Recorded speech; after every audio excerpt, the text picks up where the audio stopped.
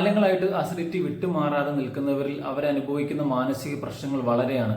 അതിൽ ഏറ്റവും പ്രധാനപ്പെട്ടതാണ് മെന്റൽ സ്ട്രെസ് എന്ന് പറയുന്നത്. കാരണം അസിഡിറ്റി ഇതുപോലെ നീണ്ടു നിൽക്കുമ്പോൾ പണ്ട് കഴിച്ചുകൊണ്ടിരുന്ന ഭക്ഷണങ്ങൾ കഴിക്കാൻ പറ്റാണ്ടാവും. പണ്ട് രുചിയോടെ കഴിച്ച ഭക്ഷണങ്ങൾ നമുക്കിപ്പോൾ കഴിക്കുന്നില്ല. മറ്റുള്ളവർ ഭക്ഷണം കഴിക്കുന്ന പോലെ നമുക്ക് കഴിക്കാൻ പറ്റുന്നില്ല. കഴിക്കുന്ന ഭക്ഷണങ്ങളാകട്ടെ ശരീരത്തിൽ പിടിക്കുന്നില്ല. അതുകൊണ്ട് വെയിറ്റ് കുറയുന്നു, ശരീരത്തിന്റെ സൗന്ദര്യം നഷ്ടപ്പെടുന്നു. അതുപോലെ തന്നെ ജോലിയിൽ കോൺസെൻട്രേറ്റ് ചെയ്യാൻ പറ്റുന്നില്ല, ഡെയിലി പ്രൊഡക്ടിവിറ്റി കുറയുന്നു, നമ്മുടെ ക്രിയേറ്റിവിറ്റി കുറയുന്നു.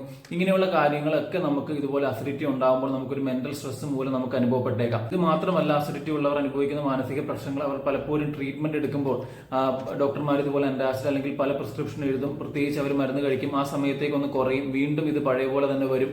അതുകൊണ്ട് തന്നെ ഡോക്ടർമാർ പല ടെസ്റ്റുകൾ നിർദ്ദേശിക്കും. ടെസ്റ്റുകളൊക്കെ പല എൻഡോസ്കോപ്പി, കൊളോണോസ്കോപ്പി അല്ലെങ്കിൽ പല ടെസ്റ്റുകൾ നോക്കുമ്പോൾ നോർമലാണ്. പക്ഷെ എന്നിട്ടും എന്താണ് അസിഡിറ്റി വിട്ടുമാറാത്തതെന്നുള്ള ടെൻഷൻ, അതുകൊണ്ടുണ്ടാവുന്ന പ്രയാസങ്ങൾ, അമിതമായിട്ട് ദേഷ്യം വരിക, ഒന്നിലും കോൺസെൻട്രേറ്റ് ചെയ്യാൻ പറ്റുന്നില്ല. ഇങ്ങനെയുള്ള പ്രധാനപ്പെട്ട മാനസിക പ്രശ്നങ്ങളാണ് അസിഡിറ്റി ഉള്ളവർ അനുഭവിക്കുന്നത്. അതുകൊണ്ട് തന്നെ നമുക്കറിയാം, അസിഡിറ്റി ഉള്ളവരും അല്ലെങ്കിൽ അവിടെ കൂടെ ഉള്ളവരും, ജീവിത പങ്കാളി ആയിക്കോട്ടെ, വീട്ടുകാരായിക്കോട്ടെ, മറ്റുള്ളവരും ഇത് മനസ്സിലാക്കാനായിട്ട് ശ്രമിക്കുക.